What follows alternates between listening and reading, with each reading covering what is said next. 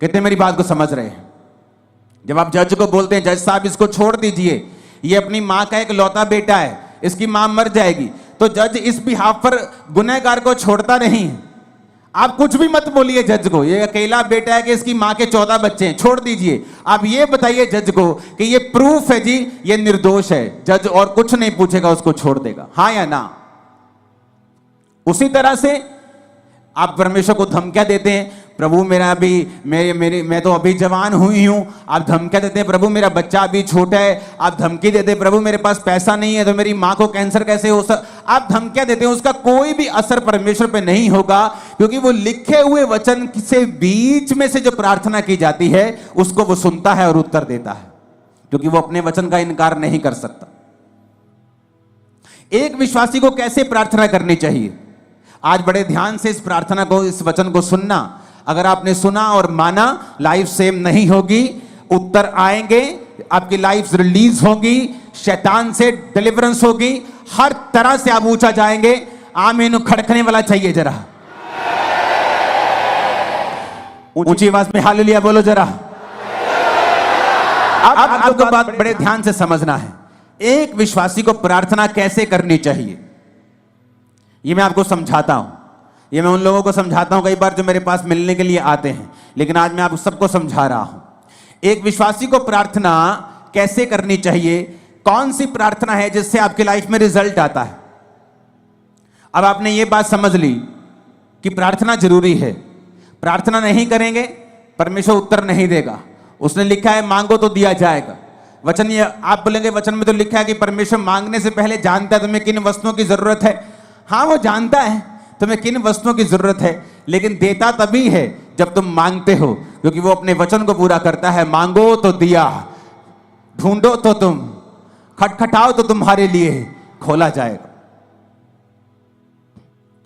अब शैतान बुरी कोशिश करता है कि जब तुम प्रार्थना करने के लिए बैठो, तुम्हें फोन याद आ जाए, तुम्हें सॉन्ग याद आ जाए, तुम्हें कुछ बात याद आ जाए, तुम्हें काम याद आ जाए, एनीथिंग पॉसिबल, पॉजिटिव और नेगेटिव एनीथिंग वो आपको याद करवाएगा, क्योंकि उसको मालूम है कि प्रार्थना ही एक ऐसा एक लौता माध्यम है जिसके द्वारा तुम परमेश्वर के साथ जुड़ते हो और आगे बढ़ते हो, और परमेश्वर का आत्मा तुम्हारी अगुवाई करता है। हालेलुया। जो मैंने अपनी मसीह लाइफ में देखा है, मैं आपको उस एक्सपीरियंस से और वचन से आपको बताता हूं प्रार्थना कैसे करनी चाहिए। आपको दिन में सुबह प्रार्थना करनी चाहिए, आपकी पर्सनल प्रेयर, जिसमें आप सिर्फ अपने लिए, अपने परिवार के लिए, अपने काम के लिए, अगर आप पास्टर हैं तो अपनी सेवकाई के लिए आप प्रार्थना करते हैं। अगर आप सुबह 1.5 घंटा प्रार्थना करने के लिए बैठे हैं, क्योंकि उसके बाद आपको काम पे निकलना है, तो आपको 1.25 घंटा प्रार्थना करनी है, 45 मिनट।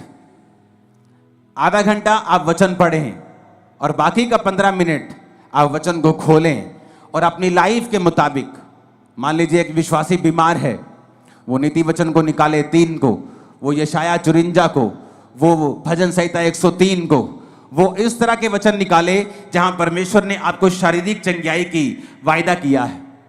आप उस वचन को पढ़ें कि परमेश्वर तेरे वचन में लिखा है। जिस तरह जब मुझे रोग था तो मैं परमेश्वर को बोलता था कि प्रभु तेरे वचन में लिखा है भजन संहिता में कि तू मुझे दीर्घ आयु से तृप्त करेगा, तो मैं प्रभु से बात करता था, लड़ता था, जैसे फाइट करते हैं। किससे? वचन से। इमोशनल फाइट नहीं, उसका कोई फायदा नहीं। वचन से फाइट करना। परमेश्वर कहता है वचन से अपने प्रमाण मुझे दो, सबूत दो मुझे। क्यों मैं तुम्हें चंगा करूं, क्यों तुझे बच्चा दूं, क्यों ब्लेस करूं, सबूत दो। क्या है सबूत? सबूत वचन है। तो प्रभु से मैं बोलता था प्रभु तेरे वचन में लिखा है कि तू मुझे दीर्घ आयु से तृप्त करेगा, तो क्या इस रोग के साथ मैं दीर्घ आयु जी सकता हूं? अगर जी सकता हूं तो ये दीर्घ आयु किस काम की होगी अगर मैं सारी उम्र रोगी रहूंगा? तो मैं इस तरह से प्रभु के साथ फाइट करता था कि प्रभु तेरे वचन में लिखा है कि तू मुझे दीर्घ आयु से तृप्त करेगा। एक टेस्टिमनी को मैं पढ़ रहा था, एक सिस्टर की, आज बहुत सारी जबरदस्त गवाहियां आपने सुनी, तारीफ करो सब गवाहियों के लिए। तो मैं गवाही जब सुन रहा था तो एक सिस्टर थी जिसने वचन सुना, और वचन सुनने के बाद उसने रोज वचन के बीच से प्रार्थना करनी शुरू कर दी। तो हुआ क्या था, उसके यूट्रस में बीमारी थी, उसको बेबी नहीं, हस्बैंड में भी रोग था, बेबी नहीं हो सकता था। लेकिन उसे ये मालूम हुआ कि वचन के बीच से अगर मैं प्रार्थना करूंगी और प्रभु को उसके वायदे याद करवाऊंगी तो ये परमेश्वर संभव है। उसने प्रार्थना करनी शुरू कर दी वचन से कि प्रभु तेरे वचन में लिखा है कि धर्मी का वंश बचाया जाएगा। मेरा वंश कहां है? क्या मैं धर्मी नहीं हूं? मैं तुझ पे विश्वास करती हूं तो मैं एक धर्मी हूं। प्रभु तेरे वचन में लिखा हुआ है कि तू बांझ को घर में लड़कों का आनंद करने वाली माता बनाता है। प्रभु तेरे वचन में लिखा हुआ है कि तू हमें फलवंत करेगा। प्रभु तूने आदम को कहा था be fruitful and be multiply. बिना बच्चे के मैं मल्टीप्लाई कैसे हो सकती हूं? तो उसने रोज क्या किया? वचन के बीच से प्रभु को प्रार्थना करनी शुरू कर दी। 2-3-4 साल कुछ नहीं हुआ, कोई फर्क नहीं, लेकिन उसकी बॉडी थोड़ी अच्छी हो गई, लाइफ अच्छी हो गई। वो चलती रही चलती रही चलती रही। उसको शायद पीरियड भी नहीं आते थे, पता नहीं चलता था कि बेबी प्रेगनेंसी है कि नहीं है, क्योंकि बहुत सारी कॉम्प्लिकेशंस थी। एक दिन अचानक अपने रेगुलर डॉक्टर से जब चेकअप करवाने के लिए गई, वो 2nd मंथ की प्रेग्नेंट थी और परमेश्वर ने उसको एक बेटा दिया। उसके बाद परमेश्वर ने उसको एक बेटी दी। दोनों जीवित हैं। आप जब सुबह प्रार्थना करने के लिए उठें तो अगर आप 1.5 घंटा प्रार्थना करते हैं तो 45 मिनट प्रार्थना करें। उसमें आपको क्या बोलना है? आप कुछ भी बोलें, वो परमेश्वर है, वो कोई बाबा नहीं है कि आप एक वर्ड थोड़ा इधर उधर बोल देंगे तो वो आपकी जान ले लेगा या आपको श्रापित कर देगा। एक छोटा बच्चा जब अपनी मां के पास आता है और 1 साल का होता है और बोलता नहीं पूरा, या मामा मामा जा जा ऐसे करता है, तो उसकी मां उस गुस्सा नहीं करती। उसकी मां पहचान लेती है इसको क्या चाहिए। इसको दूध चाहिए, इसको खाना चाहिए, इसको दाल का पानी चाहिए, इसको वॉशरूम आया है, वो पहचान लेती है। आपका पिता भी ऐसा है, आपका हेवनली फादर भी ऐसा है। जब आप 45 मिनट प्रार्थना में बैठेंगे तो उसका थैंक्स करें, उसकी वर्शिप करें, उसको शुक्र कहें, सब बातों के लिए उसका थैंक्स करें। आप उसके साथ बात करें। वो आपका पिता है, वो बाबा नहीं कि आपको मार देगा। आपको 2 चीजें गलत पढ़ देंगे तो वो आपका कत्ल कर देगा या आपको श्रापित कर देगा, ऐसा नहीं है। लेकिन वो ऐसा परमेश्वर भी है जो ये कहता है कि अपना प्रमाण मुझे दो, जो ये चाहता है कि उसके बच्चे एक्टिव रीति से ये जाने कि वचन में क्या लिखा है और वचन में कौन सी चीजें हैं, क्या अधिकार हैं हमारे पास वचन के बीच से जो हमें इस्तेमाल करने हैं। तो जब आप सुबह प्रार्थना करने के लिए 45 मिनट उठे और आपने प्रार्थना की, आपने थैंक्स किया, आपने वर्शिप की, आपने प्रभु का थैंक्स किया, 45 मिनट हो गए, आपने आधा घंटा बाइबल पढ़ी। अब अगले 15 मिनट, आधा घंटा बड़ा इंपॉर्टेंट है। उसमें क्या करना है? वचन निकालना है जो आपकी लाइफ से संबंधित है। आपको हीलिंग चाहिए, हीलिंग के वचन निकालें। आपको बच्चा चाहिए, उस बच्चे के वचन निकालें। जहां परमेश्वर ने आपको वंश आशीषित करने का आपको वायदा किया है, परमेश्वर ने कहा वो व्यक्ति जो परमेश्वर की इच्छाओं पर चलेगा और उससे उसका डर मानेगा, परमेश्वर उसको उसी मार्ग में चलाएगा जिससे वो प्रसन्न होता है। उसका वंश पृथ्वी पर पराक्रमी होगा। तो परमेश्वर कहते तुम्हारे बच्चे जो होंगे पृथ्वी के ऊपर पराक्रमी होंगे, बड़े बड़े काम करने वाले होंगे, डरपोक बच्चे नहीं होंगे। तो आप इस वचन का फायदा उठा सकते हो। अगर आपके बच्चे डरपोक है तो, अगर आपके बच्चे अनसक्सेसफुल है तो, कम पढ़ते हैं तो, समझ नहीं आती कि प्रभु तेरे वचन में लिखा है कि तेरा वंश पृथ्वी के ऊपर पराक्रमी होगा। मेरे बच्चों को पराक्रमी बना, मेरे बच्चों को एक्सीलेंट बना, मेरे बच्चों को ब्लेस कर। हर एक चीज के लिए बाइबल में परमेश्वर का वायदा है, वचन है। आप अपने मोहल्ले में क्रिश्चियन हैं, आप एक छोटा मोटा बिजनेस करते हैं, आप अगर वचन को जानते होंगे आप उस वचन को निकाल लेंगे। प्रभु तेरे वचन में लिखा है, तूने कहा है कि तू मुझे सब जातियों से श्रेष्ठ करेगा, सब दूसरी जातियां अन्य जातियों से तू मुझे श्रेष्ठ करेगा। प्रभु मैं प्रार्थना करता हूं, मैं अपने टाइट को भी बोता हूं, मैं आज प्रार्थना करता हूं, मुझे सबसे श्रेष्ठ बनना है, मुझे बेस्ट बनना है अपने बिजनेस में, अपनी लाइफ में मुझे बेस्ट चाहिए। आप बेस्ट होंगे अगले 7 सालों के अंदर। लेकिन क्या आपने वो मांगा? नहीं, आपने मांगा नहीं। आप चाहते हैं हो, आप विश करते हैं प्रभु मुझे हील कर दे। आप जीनी के पास नहीं है कि आपने रगड़ा और जीनी निकला और आपने कहा क्या चाहिए, उसने कहा क्या चाहिए, आपने कहा मुझे चंगा कर दो। परमेश्वर कहता मांगो तो दिया जाएगा, अपने प्रमाण दो, अपना मुकदमा लड़ो। आज लोगों को इतना भी मालूम नहीं है कि जो उन्हें चाहिए बाइबल में कहां लिखा है। कुछ का बहाना है वो तो अनपढ़ है। आज अगर तुम्हारी बहन वेस्टर्न यूनियन में 10,000 रुपए भेज दे इंग्लिश में लिख के, तुम भाई साहब 15 मिनट में पैसे निकाल के ले आओगे। तुम्हें पता है किससे पढ़वाना है, किसको 10 रुपए का लालच देना है, किस पोते को बोलना है, किस पोती को बोलना है 100 रुपए देके, और पैसे निकलवा के लेके आने। लेकिन जब बाइबल पढ़ने का समय आता है, आपको ट्यूशन रखनी चाहिए। अगर आप अनपढ़ है तो 2 महीने में बाइबल पढ़नी सीखो, खुद समझो बाइबल में कहां कहां वो वचन लिखे हैं जो आपको जरूरी चाहिए, जो आपके लिए एक हथियार की तरह काम करेंगे। हालेलुया, ऊंची आवाज में हालेलुया बोलो जरा। अगर आप प्रार्थना नहीं करेंगे, इसका मतलब आपने प्रभु से मांगा नहीं। आपने मांगा नहीं, आपने पाया नहीं। उसने कहा मांगो तो दिया जाएगा। तो मेरी प्रार्थना कैसे होती थी? सुबह जब प्रार्थना करो तो मैं लिखे हुए पॉइंट्स के साथ प्रार्थना करता। मुझे ये चाहिए, वो पॉइंट लिखना, उस पॉइंट के हिसाब से वचन निकालना और प्रभु को कहना, प्रभु तेरे वचन में लिखा हुआ है, मैंने नहीं लिखा, तूने लिखा है। तूने लिखा है अपने वचन में, इस वचन को परमेश्वर मेरी लाइफ में पूरा कर। वचन के साथ 15 मिनट के लिए लास्ट प्रार्थना करना, वचन से परमेश्वर को याद करवाना। अगर आपको कोई सीरियस प्रॉब्लम है तो उसके बाद आप शाम को प्रार्थना करें, फिर 1.5 घंटा, और उसके बाद सेम वही प्रार्थना रात को करें 1.5 घंटा। अगर आप ठीक हैं, आपकी लाइफ में ओके है, आप ब्लेस्ड हैं, आप 1 घंटा 1 घंटा 1 घंटा आप 3 बार प्रार्थना करें रोज। सुबह 1 घंटा, शाम को 1 घंटा, रात को 1 घंटा।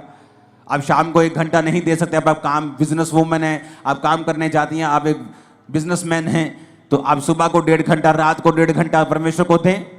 अपने दिन की शुरुआत प्रार्थना से करें, रात का अपना दिन का अंत प्रार्थना से करें।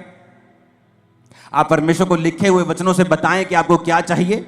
अपने पॉइंट्स को लिख कर रखें, उन पॉइंट्स के हिसाब से बाइबल के वचन निकालें और फिर परमेश्वर को उन वचनों से बताएं कि परमेश्वर मुझे ये चाहिए क्योंकि तेरे वचन में ये लिखा हुआ है। अगर आप अपना मुकदमा नहीं लड़ेंगे, अगर आप अपना मुकदमा पेश नहीं करेंगे, आप वचन के बीच से होकर लड़ाई नहीं करेंगे तो आपको नहीं मिलेगा। समझ आ रही है सबको?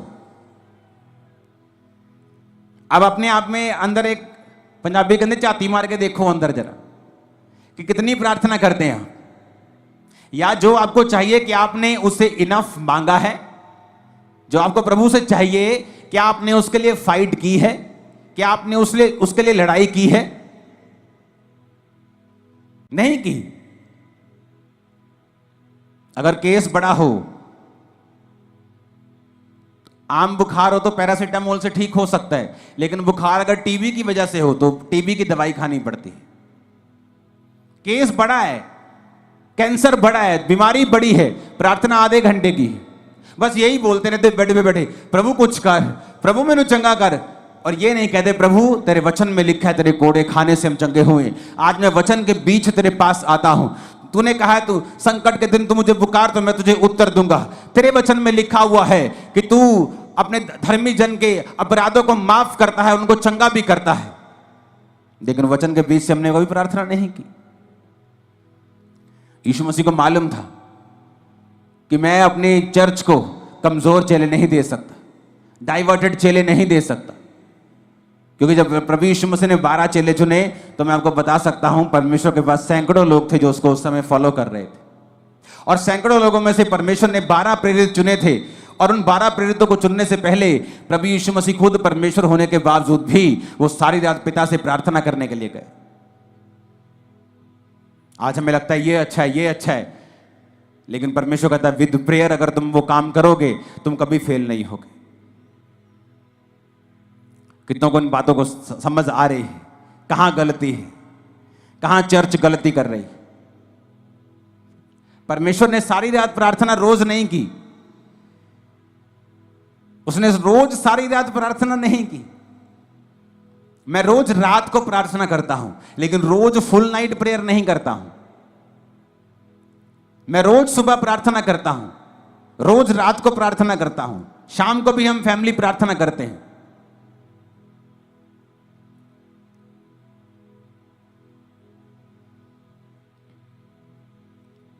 हालेलुया। तो क्या मैं इनफ प्रार्थना कर रहा हूं? तो ये बेस्ट है कि अगर आप 1+1+1 प्रार्थना करें। अगर आप 1 घंटा प्रार्थना करने के लिए बैठे हैं सुबह 1.5 घंटा, तो आधा पौना घंटा आप प्रार्थना करें, प्रभु से अपने वर्शिप करें, उसका थैंक्स करें। उसके बाद आप बाइबल पढ़ें कुछ समय के लिए, और फिर कुछ समय आप बाइबल के वचनों के बीच से होकर प्रार्थना करें। आपकी लाइफ कभी भी सेम नहीं रहेगी। अगर आपको इस बात का प्रमाण देखना है तो एक काम करें, अपनी बाइबल के पीछे एक पेंसिल ले लें और अपनी बाइबल के पीछे पेंसिल से अपने प्रेयर पॉइंट लिखें। आपको क्या क्या चाहिए, पहला पॉइंट क्या चाहिए, दूसरा क्या चाहिए, तीसरा क्या चाहिए, चौथा क्या चाहिए। पेंसिल से लिखें, पेन से नहीं लिखना। और उन पेंसिल से लिखे हुए जो आपके प्रेयर पॉइंट हैं, उन्हें वचन के बीच से होकर आप रोज 1+1+1 रोज 2 समय कम से कम 1.5 घंटा या 1 घंटा 3 बार आप रोज परमेश्वर को याद करवाना शुरू करें। आप फिर देखें कुछ महीने बाद कि जो पॉइंट आपने पीछे लिखे हुए हैं, मैं आपको बता सकता हूं वेरी सून उनमें से 50%, 60%, 70%, फिर 90%, 100% आप उन प्रेयर पॉइंट्स को पूरा होते हुए देखेंगे। आप देखेंगे कोई रह ही नहीं गया। आप आगे ऐड करते जाएंगे, वो नए होते जाएंगे, लेकिन जो आपने पुराने ऐड किए होंगे आप देखेंगे कि किस तरह से परमेश्वर ने आपकी लाइफ में वो काम किया। और जो आपके प्रेयर पॉइंट पूरा हो गया उसे मिटे दें, उसे मिटाकर पेन लें और बाइबल में ही कहीं पर एक बहुत से बाइबल में खाली पेजेस होते हैं, उस पेन से लिखें गवाही कि ये प्रेयर पॉइंट आपका था, इस तारीख को परमेश्वर ने इसको पूरा कर दिया। जो प्रेयर पॉइंट पूरा होता जाए बाइबल के पीछे पेन से लिखते जाएं। आप हैरान हो जाएंगे इस प्रार्थना को करने के बाद, इस तरह की प्रार्थना को करने के बाद जब आप 1 साल के बाद अपनी बाइबल देखेंगे तो आपके नीले पॉइंट ज्यादा होंगे और काले वाले कम होंगे। आप देखेंगे वो पूरे हो रहे हैं। और जब भी आप देखेंगे कि शैतान आपको इस प्रार्थना करने से क्यों रोकता रहा है, उसको मालूम है इसी प्रेयर में रिजल्ट आना है।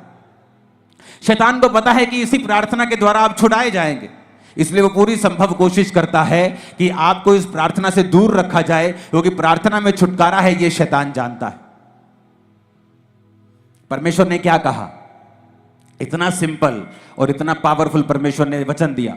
परमेश्वर ने कहा एक नगर में एक विधवा थी और एक अधर्मी न्यायी रहता था। न्यायी मतलब एक जज रहता था, लेकिन अधर्मी था, पापी था। तो विधवा बार बार उसके पास जाकर बोलती थी मेरा न्याय चुका और मुझे मुद्दई से बचा, मुझे इस फलाने बंदे से बचा, मेरा न्याय कर। तो बाइबल कहती है, परमेश्वर कहता कि वो अधर्मी, वो पापी न्यायी क्या सोचता है कि ये विधवा आकर बार बार मेरे नाक में दम ना कर दे, इसलिए मैं इसका काम कर देता हूं। तो परमेश्वर ने कहा सुनो वो अधर्मी क्या कहता है। अब जो व्यक्ति दिन रात परमेश्वर के नाम की दुहाई देता है, परमेश्वर ने कहा क्या मैं उसका न्याय नहीं करूंगा। जो व्यक्ति दिन रात मेरे नाम की दुहाई देता है, क्या मैं उसका न्याय नहीं चुकाऊंगा, क्या मैं उसकी प्रार्थना नहीं करूंगा। ये कौन कह रहा है? सीधा डायरेक्ट प्रभु यीशु मसीह का वचन है ये। प्रभु यीशु मसीह अपने मुंह से अपने लोगों को समझा रहे हैं कि एक विधवा बार बार जाने से एक पापी बंदे से न्याय ले सकती है। तो प्रभु कहता है कि अगर तुम मेरे पास दिन और रात मेरे नाम की दुहाई दोगे, मैं तुम्हारा न्याय क्यों नहीं करूंगा, मैं तुम्हें क्यों नहीं छुड़ाऊंगा, मैं क्यों तुम्हारी प्रार्थना का उत्तर नहीं दूंगा, मैं क्यों तुम्हें नहीं बंधनों से आजाद करूंगा। पर कंडीशन क्या है? अगर वो दिन रात मेरे नाम की दुहाई दे। सबको जय मसीह की। मैं जतिन बब्बर और आप देख रहे हैं मसीह परिवार चैनल। जैसे कि आप सब जानते हैं कि मैं इस चैनल पे प्रभु के अलग अलग दासों की वीडियोस डालता हूं, तो अगर आपको हमारा चैनल अच्छा लगता है तो आप इस चैनल को ज़्यादा से ज़्यादा सब्सक्राइब जरूर करें, ताकि आप प्रभु के वचन को सुन सके। वीडियोस को ज़्यादा से ज़्यादा शेयर करें ताकि जिन लोगों तक वचन नहीं पहुंचा उन तक भी वचन पहुंच सके। सबको जय मसीह की। एक बार मैं आपसे दोबारा कहूँगा कि इस चैनल को सब्सक्राइब जरूर करें और वीडियोस को ज़्यादा से ज़्यादा शेयर करें। जय मसीह की।